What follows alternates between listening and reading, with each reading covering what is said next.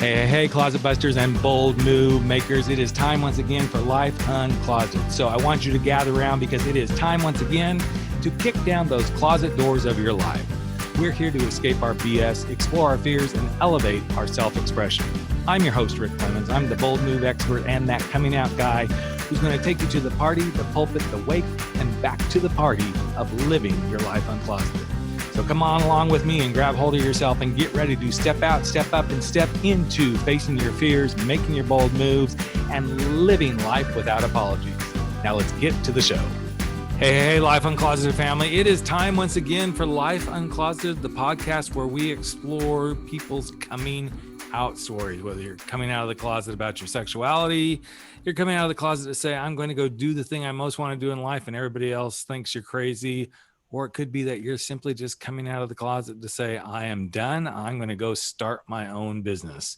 But of course, we always come back to our roots about what this podcast was started.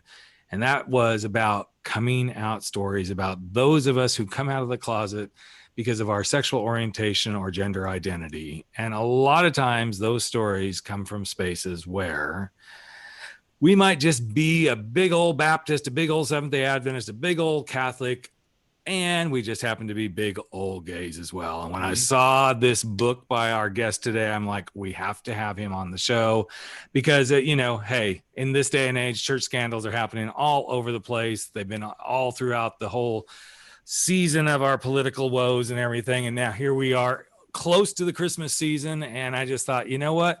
Let's bring it home. Let's have some candid conversations about what it's like to be a big old Baptist and a big old gay. And welcome to the podcast, Dr. Tim Seelig.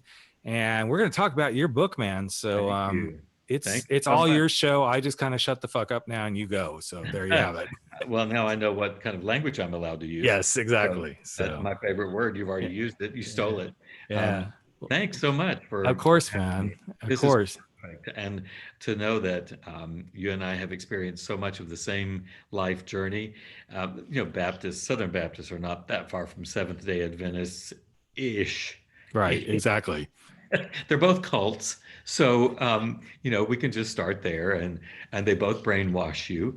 And then, the 12-step program of recovery is at least 24 or 36 because you have to rinse and repeat over. It just won't let go. It's the gift that keeps on giving. Yep. And that's what we're here to talk about. I'm so excited. Me too. And this is such perfect timing because this one we will have just as Tim and I are actually recording this, we are just a week away from election. When this comes out, we'll be deep in the heart of the holiday season. So we can play with so many things in this conversation today about everything gay and life and all that sort of stuff. So we'll be doing some hypotheticals that airs in the middle of the holidays. We even have a president named. Right.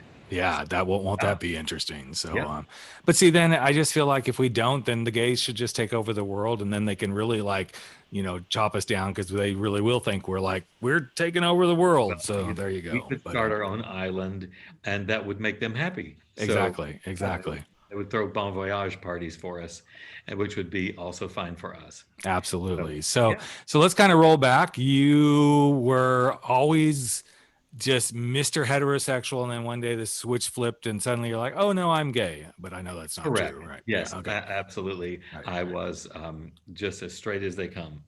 Yeah, exactly. Exactly. And all that happens is we walk in a room, we see a light switch, and we're like, oh, I wonder what this does. And we flip it and suddenly, oh, I get it. I'm gay. It's a great choice for me. Yeah. That's a great preference. Let's use that word.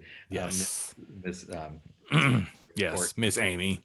Yeah, Miss Amy. So, I did the thing, and I did what my parents, who were both professional Southern Baptists, both of them worked, each of them 30 years at Southwestern Baptist Theological Seminary in Fort Worth. And I did what they wanted me to do, which my brother and I did, and that was to scale the heights of the Southern Baptist world. and our name was Seelig, obviously, and they knew every preacher boy and minister of music that came through the seminary for over 30 years.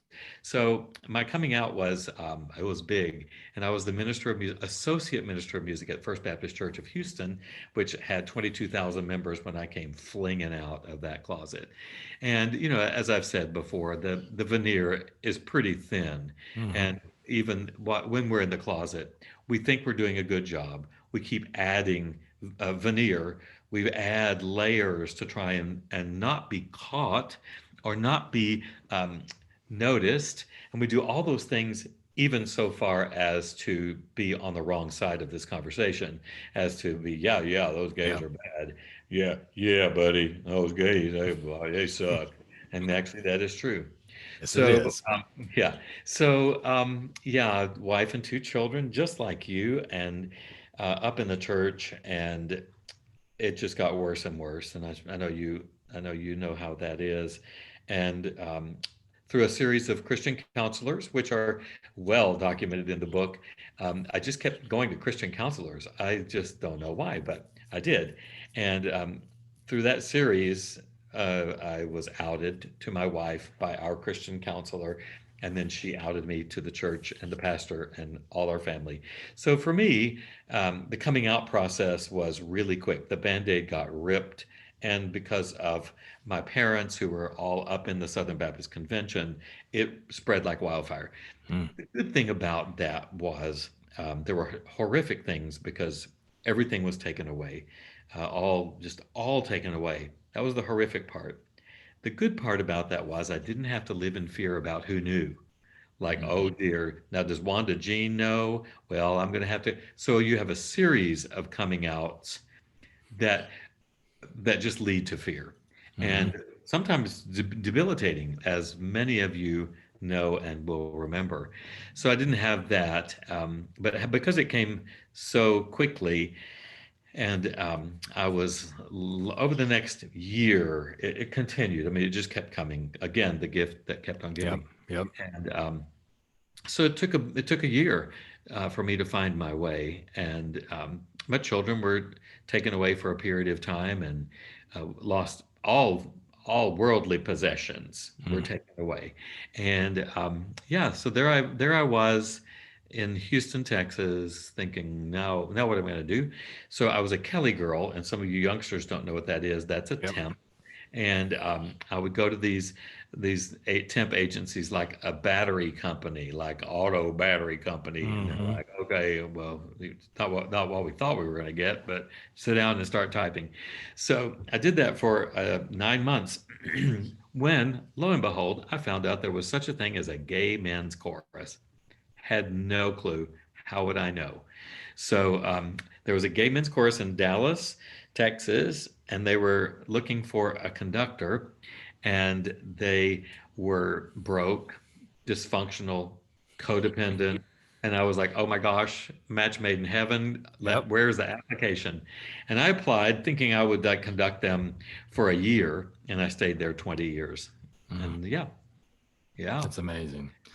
found my home, as I say, waving at the gays. Exactly. And it's interesting as you were talking through that, because there is so much of this that gets replicated over and over and over again, regardless of whether it's, okay, this is what happened in my coming out, and then suddenly somebody like completely outs you. So then that plays out this way for most people. Or there's like, okay, I'm taking my little small steps to come out. Well, then that plays a certain way. It's so interesting to hear this. And I know for my listeners, if they've listened over and over again, they're like, okay, so yeah, this is kind of how it goes. There's always going to be some repeating patterns to this, but there's Definitely. also the very unique pieces to it as well. There are. Not everybody gets to be a Kelly girl, but in our No, own ways, there's that fear of, okay, well, what am I going to do for a living if I'm like completely correct. like Yeah. thrown out? Don't Yeah. know if my employer, when I came out, I was very lucky that my employer was very open-minded. Actually, there was probably the highest percentage of LGBTQ employees in a company in Orange County, California. We probably could have got the Wow. poster child for being the most Yeah. rainbow friendly company. but it was because many of us came from the hospitality industry. Not to call that a stereotype, but just saying it. That's kind of what we find, right? And it's interesting to hear you say some of those things, because I was like, yep, check mark, yep, check mark, yep, check mark, and sometimes that, to me, quite honestly, Tim, is what I feel like with this podcast. And when you and I get to do these kind of conversations, that can be as comforting to some people as anything. Like, okay, so I've heard I'm not the only this. one. Yeah, exactly. Yeah. Exactly.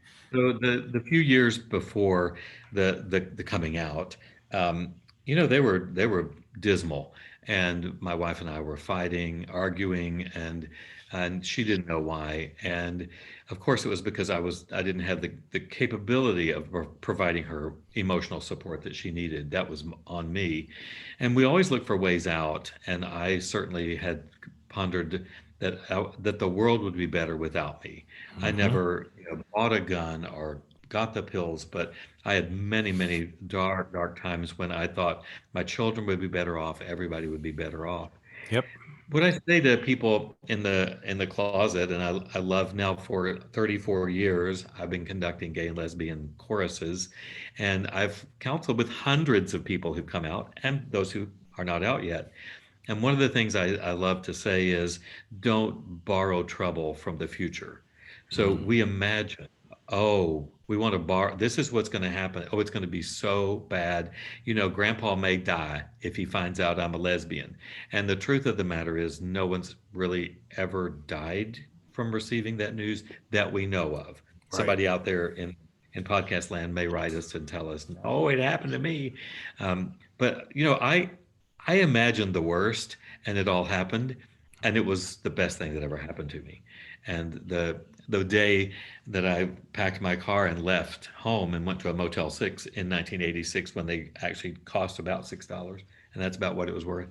I got there that night and knew that everything was going to tumble, and I had the deepest sense of peace because I understood for the first time what living an authentic life was. Everyone knew the truth. They had nothing they could hold over me. They couldn't hang anything over my head. Oh, we're going to tell somebody you're gay. Yeah, well, somebody did that already. Right. So it was really it was an amazing night and a few weeks that followed until the shit show began, and then that Right. that was really rough. But it is interesting to hear that, because similar to you, what I say to a lot of my clients is fear is only as alive as we give it life. And Yes. the more we give it life, the bigger it's going to get, Yeah. but the Feedback. thing is none of it is based in any truth until it actually happens. Yeah. You don't know that grandpa's going to die and have a heart attack. You don't No. know that somebody's going to hate you until they say, okay, I fucking hate you, Yeah. then you have something to work with. But by then, well, now you know how they feel. Yeah. So now what do you get to do with it? The fear's Yeah. gone at that point, I agree. Yeah. and it is unfortunate that we still live in a world that seems to be on the precipice of maybe it'll get worse, maybe it'll get better, where we have to fear saying, this is who I am. Yeah. This is how I show up. In fact, I'm coaching a new client right now who's trying to figure out who he is. And he left me a message on my voicemail today, or my text. Can you just make sure that you delete all these messages so that, down the road, and it's like, A, who's going to see them? Number one. B, it's between you and me. I'm as confident, my confidentiality is as tight as a therapist. There's nothing I'm going to do. It's not like, hey, listen, this is my newest client. Yeah. It's, Right. Yeah. yes, I'm sharing it here, but I'm not saying who it is or any of that stuff. Sure. But it's so sad that we have to live in that kind of frame of mind of, I don't want anybody to figure this out, Yeah. which is painful. I mean, you already alluded to it. The pain of hiding was actually almost more painful for me than coming out. Absolutely. I wrote an op-ed about a month ago about how I felt empathy for Jerry Falwell Jr. And people were like, "What? How could you?" And I said, "Because I know what the fear of people finding out feels like." And the minute he and his wife had the three-way with the pool boy, from that minute on, he was afraid and Mhm. living with that, like you'd think, oh, it's not going to come out, but in the back you go, yeah, somebody's going to find out, and you live with that fear. I mean, his departure from the church came with a $10 million bonus. Right. Mine did not come with that. It didn't even pay for the Motel 6. So Exactly. that's where it But differs. but don't you, I know for me, and this is one of my pet peeves. It was that yes, the fear was there, but I was more concerned of the hypocrisy that I was going to be dealt than, hey, you're gay. I did not Oh, want anybody to call me a hypocrite. And that was when it hurt the most. It's like, you lied. I'm like, well, not yeah, exactly, yeah, because I did try to tell some people about this and they said, no, you're going to go have this little lovely counseling done that's going to heal you for yep, life. Right. right. And so now when I get charged, which is pretty frequently these days, it isn't that people say you're going to go to hell because you're gay. It's the same people who turn around and their hypocrisy shines so bright on something else that they claim is in the Bible. Yeah, That's right. what pushes my button. Yeah, no kidding. Hypocrisy will always be the higher. It's the ace card to me of, if you throw me shade of hypocrisy, I have no time for you. Yeah, right. Well, I lived a lie Mm-hmm. for 35 years. Yep. However, I did not lie. No one ever asked me. Right. No one ever asked, "Are you gay?" So I did not lie to anyone, but I lived a lie, and Yes. the things that I did led me to be not authentic. Yep. And I keep coming back to authentic self. And I promise you, regardless of what situation you're in, if you're not living your authentic self, you will not be a success. You won't be happy. You can't know the fullness that's out there waiting for you when you just say, okay, I'm going to be me. Mm-hmm. That's it. Mm-hmm. And it's a great thing. Yeah. Another one of my guests, her name is 80, and she was married to a gay man, and was involved in a cult. So as long as we're going to talk a little bit about the cults, and he never did come out. He was definitely gay, and she ended up like having an affair, and like, oh, okay, so this is what real dick feels like, and a man Right. who really wants you, right? And she has this beautiful saying that she put in her book, and I love it. It's like, it wasn't my fault, but it was my responsibility. Oh, nice. And I Yeah. love that, because that, when she said it the first time, I was like, I actually stopped the podcast because I'm like, okay, I just need to take that in, because that actually really, it's like what I've been trying to land on for years, like how I can explain this, because it wasn't my fault that I hid in the closet, because everybody said, go hide in the closet. And even though they didn't say those exact words, it's like, no, you're straight. You're supposed to do this and da, da, da.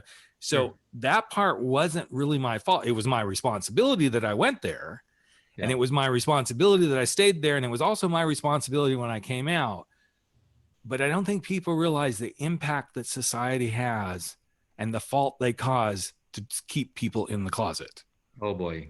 Yeah. No, no, it's way, way bigger and more pervasive than anybody could really describe. And here in San Francisco, it's better, but we still have groups from the Gay Men's Chorus that go out to the high schools, and you can't believe how scared those kids are.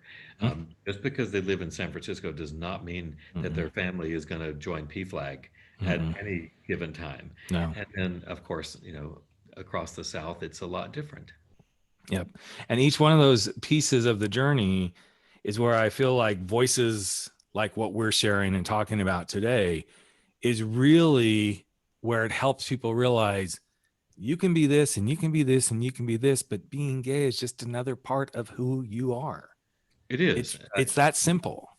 My parents, when I came out, and I do things big, and the choruses I've had now, the San Francisco Gay Men's Chorus, they're huge, and I Right. like it that way because they taught me that in the church. Because hello, I was at a huge church. That's what I was used to. Right. But after I came out in newspapers, and now I've written this book and all this, my parents, who are now passed, but they would say, "Why do you have to talk about it all the time? Why can't you just go be gay, quiet gay?" And I said, "So, Mom and Dad, tell me something. What is the most important day of your lives?" And I was hoping they would say, "Well, the day you were born," but they Right. didn't. And then, you might expect they would say, oh, the day we got married, but of course not. Each of them said, the most important day of my life was when I accepted the Lord Jesus Christ as my Lord and Savior. And every day after that has been different. And I said, exactly. It's exactly like the day I came out, because Mm-hmm. every day after that has been different. This was not accepted well. Right. They, they were not really fond of me talking about their conversion experience as my Damascus Road conversion Yep. experience. That was e- not equally, but far greater in power and Mm-hmm. change than theirs. And I've always returned to that for people that are Christian or have had Christian background. Is yeah, you've had a life change before. This next one, you Yeah. get the fun after Right. this one. Yeah. But it is interesting to think about it. And that's a great example of my brand is all about living your unapologetic life. And, life uncloseted is just, as I said at the beginning of the show, it's a piece of what are all these closet stories. And it's interesting that you brought that up because I actually challenged somebody, well, a few somebodies along the way. Right. Like, okay, so you're really proud of your Christianity. So you chose that, right? That's actually something you chose. Hmm. But your heterosexuality, you're just kind of quiet about. And you didn't choose that, right? Well, no. Well, I didn't choose to be gay either. Yeah. So you really want to play this game? Because I can play it and I can play it really, really well. Sure.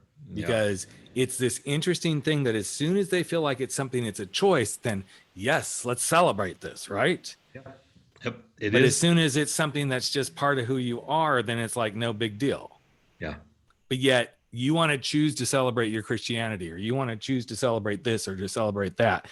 So I'm supposed to put my sexuality in that same bucket. That isn't the way it works. Right. Yep. Even though I will be the first to admit, yes, I took my time getting here, Yeah. No but I kidding. took my time getting here because I was told I couldn't be here. And Exactly. until I finally grabbed myself by the balls and said, screw that. This is who I am. And if you don't like it, that's just the way it is. Yeah. Then you go deal with that with your therapist. I'm dealing with it with mine and we'll all get along. Right. Yeah. So It I'm is. curious though, as you've worked with because you've worked with you've been around a lot of gay men having done all the Yeah. courses and stuff.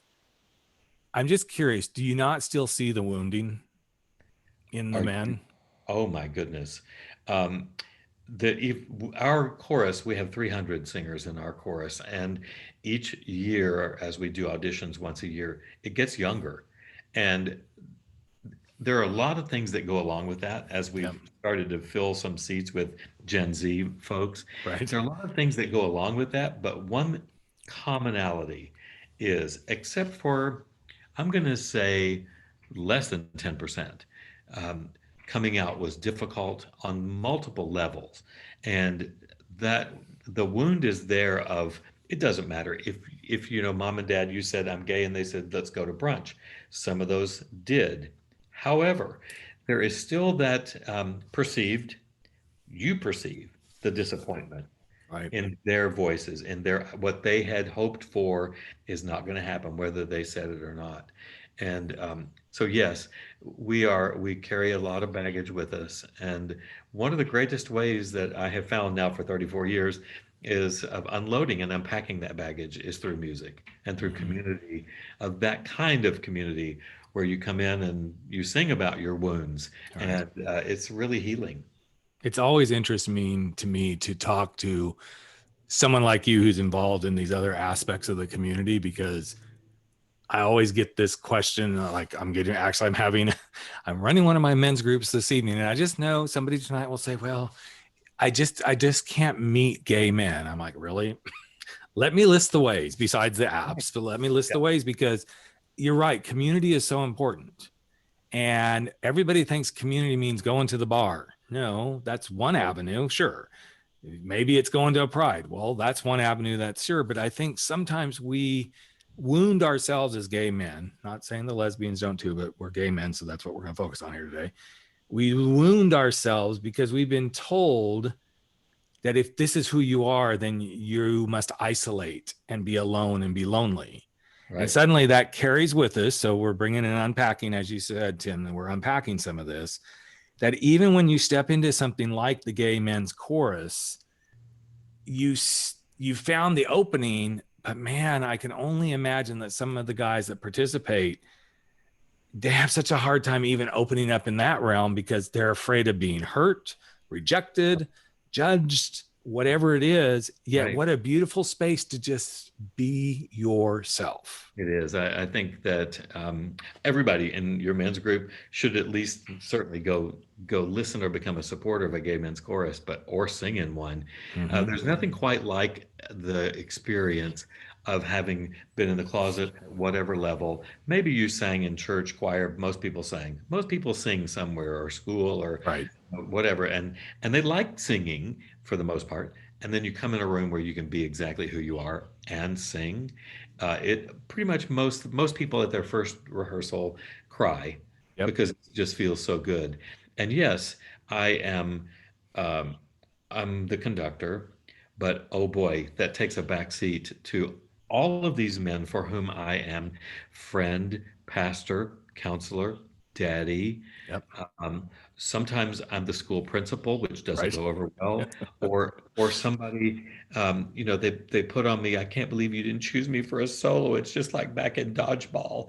I'm like, girl, Yes. I can't be responsible that you did not get chosen for Chosen for dodgeball, dodgeball. Exactly. and you don't really sing very well. So there you Right. go. Right. Right. We love you, but your voice belongs Yeah, there, not yeah. here. So But to your men's group and the people listening, we grow up with the Norman Rockwell vision of the wife and husband and two children and maybe grandpa's there, and yeah. that's the way straight people literally live their lives, especially fundamentalist Christians. It's all about how we look and does it look right and do Yes. we have just the right components, and they live their whole freaking lives protecting that image. And I say that because I believe it. And you get out of Norman Rockwell picture and you don't know what to do. And there's not that nucleus, and we don't have a role model for, well, what do we do? And you know, people don't think about, well, I like X, I like running, I like volleyball, I Mm-hmm. like bridge, or Yep. whatever. Well, go find a gay group that's doing it. And you know what? If there's not one, freaking start one. Exactly. Yeah, It's get off your interesting because ass. my husband and I have ran up until just recently a meetup group here in San Luis Obispo. And we're always like, what would you guys like to do? And where would you like to go? And, and of course, then, our lovely Princess COVID shows up and that kind of Yeah. brought everything to a halt. But prior to that, there was a guy that continued to put messages out. Is there anybody in the group that likes to knit? And we'd get the group together and there'd be, somebody would inevitably bring that message up. And I finally said, you know what? He's looking for somebody who likes to knit. I'm sure in 300 people who belong to this group, there's somebody in this group. So good for him for having the balls to say, Yep. this is something I like. Yep. And it kind of took everybody aback because I'm a pretty, everybody knows I'm a big energy, but when something like that shows up, there's the hypocrisy again. It's like, really? You think this is the only way to be gay? No, Right. Yeah. there's Yeah. lots of ways to be gay. And it's one of those things that I really bring up a lot in all these groups that I run and different things is, don't tell me you can't meet gay men. There are gay men who like to knit. There are gay men who like to play softball. There are gay men who like to do karaoke. There are gay men who like to go to the bathhouse and fuck like rabbits. There's lots of different ways to meet gay men. Yep. Yeah. The problem isn't the other gay men. The problem is you believing you can't find them because there's plenty of ways to do this. And therein lies the whole victim thing of, I'm not straight, I'm gay, poor me, Mm-hmm. and therefore, X, X, X, X. I mean, just a whole list of things that we allow ourselves to do that other people wouldn't do. They would Yep. never say, I can never meet anybody. Well, that really is your own problem. And actually, COVID has not been the worst thing in the world for this. We have groups now that are Zooming, doing everything possible. You can't even imagine. Right. We didn't have cooking classes with Right. chorus members joining. We didn't have meditation night with the chorus members, Mm-hmm. but Zoom is awesome. And the really interesting thing about meeting men is on Zoom is you get to look in their eyes and see their facial expression and listen to their voice. And sometimes in a group of 10, you're not exactly yourself. You can be Right. someone else, but right here, it's really hard to put on a facade because I see every facial expression you're giving me. Right. Yeah, And I think the interesting thing too with these Zoom calls, and I've had some, so I started all these right. Well, one was happening just as COVID started. It had already been in existence, my coming out Zoom calls. But I'm like, you know what? Let's do just a LGBTQ, like keep the community together, that sort of thing. Let's see what we can do. And then my 40 plus podcast, which is a separate podcast, I started doing a Zoom, like, let's just us 40 plus guys, let's get together and chat. How are we feeling? What's going on? All this sort of stuff. And the interesting thing that I've seen most about the Zoom calls is every one of them shows the vulnerability of men. Oh yeah, It opens up to that vulnerability. It's like, okay, I love the medium because, there's a little bit of distance here. Most people are not anywhere close. I mean, I think the closest guys may be a couple of guys from my own hometown here that show up for them, but everybody else is spread out.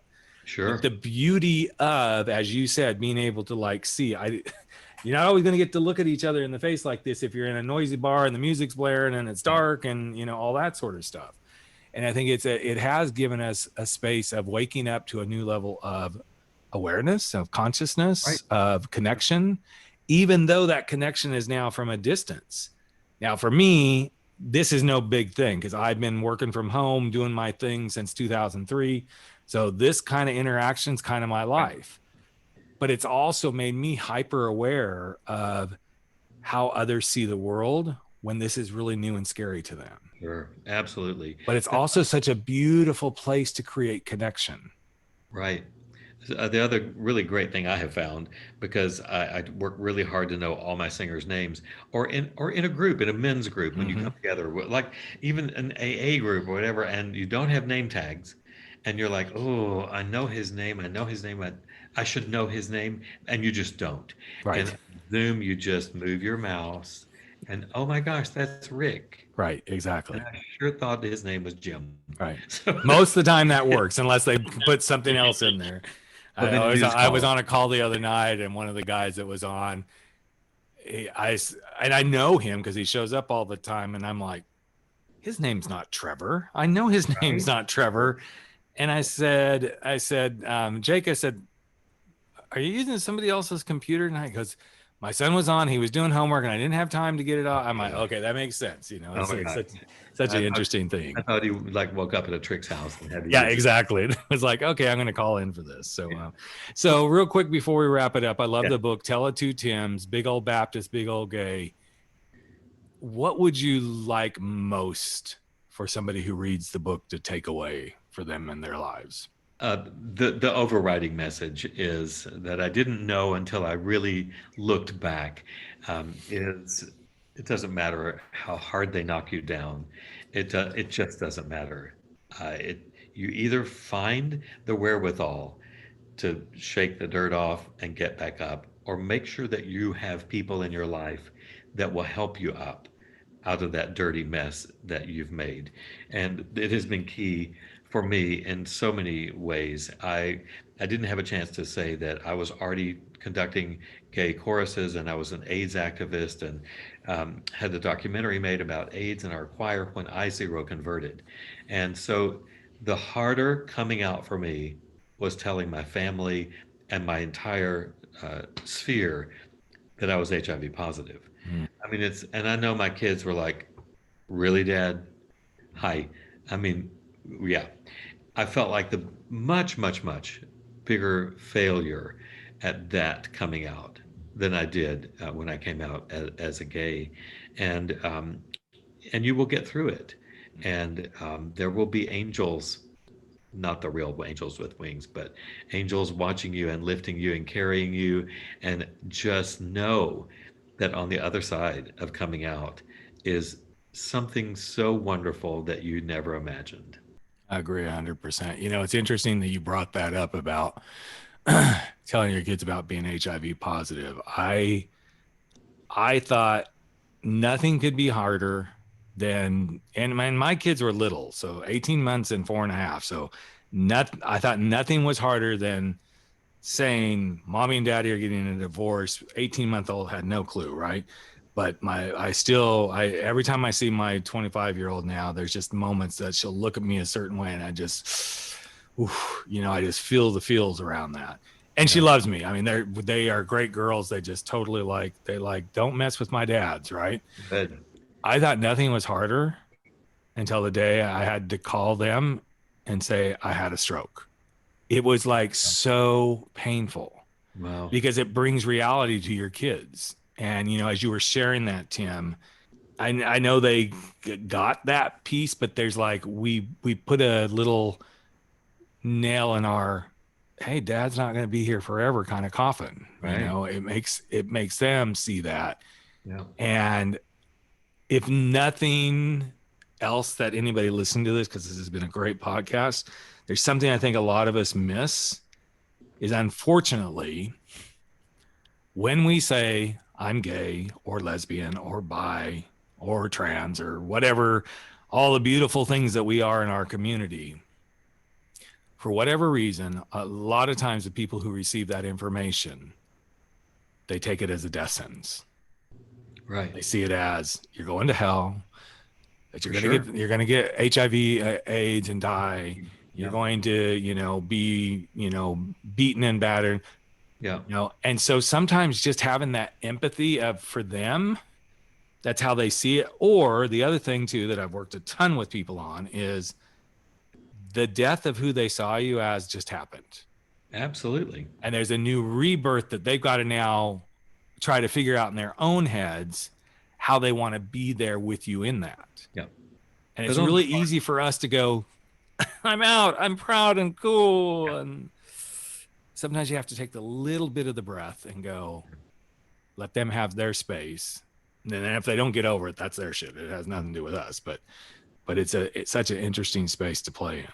So the reason I wrote the book is that I was really brought to my knees 2 years ago when my daughter died, one of my two children, and way too young. And she had been by my side, like your daughters. She had just been the greatest comfort, even when I lost my son for a long, long time.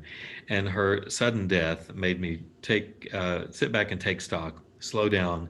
I took a sabbatical from work and began to write. And that's how Tale of Two Tims came to fruition. I don't know that I would have eventually taken the time to sit down, but this one knocked me down. Yeah. And so I just had to write. And I wrote openly and vulnerably throughout the book about growing up Baptist and what that was like, and my experiences. And then I wrote a lot about how it's been on the other side. Obviously, the life divided almost in half. But it is so amazingly wonderful and freeing and peaceful on the other side. Yeah. In so many ways. It is. Yeah, it doesn't. I don't think Tim and I, either one, are going to say it's a piece of cake. It's definitely not, it's not a cake walk, but there's something about it that you start to look at your life in a completely different lens of. Somebody said to me once, like, so what do you feel like the thing you've learned most about coming out? I said, I'd hate to say invincible, but I know this. I can kind of kick ass and do anything now. Yeah, right. That's just really how I feel. And yes, I know in like 30 minutes, the shit will hit the fan and I'll be like, fuck it, But I know I will always be able to rise to the occasion. Yeah. At least for now. And I don't need ED yet, but someday I probably will. But, I literally feel like this process has given me the true insight of what that phrase means, to rise to the occasion. Because I never lose faith in myself now. I may question it, but I really don't lose faith in getting through it. So it's awesome. Been awesome to talk to you, Tim. Great. Thank you so much. It's just been so much fun having you on the podcast. And anybody who would like a copy of Tim's book, we're going to have everywhere to connect with him, everywhere to find the book. In fact, if you send me an email to rick@rickclemens.com and say that you want the book, I will ensure that you get the book delivered to you on my dime, just because I like sharing authors and making sure that everybody gets a piece of a really great conversation and a really great author. So thanks so much for being here, my friend. My joy. Thank you. Hey, Life Uncloseted family. Another episode of Life Uncloseted has come to an end, and it is time for all of us to sashay away and go face our fears, make those bold moves, and stand up to living our life without apology. But before you do, I've got a favor to ask of you. Would you hop over to iTunes or Spotify or Podbean or wherever it is that you're listening to this and just give us a little bit of love if you like what we're doing here at Life Uncloseted. Here's what it does. It helps other people find the show. It helps other people get to know what we're all about. And you just might help change a life. In fact, if you really want to change a life, we'd love it if you just ask a friend to take a listen and see what they think. So that's it. Love you all deeply. I'm Rick Clemens, the host of Life Uncloseted, and never stop stepping out, stepping up, and stepping into living your life uncloseted.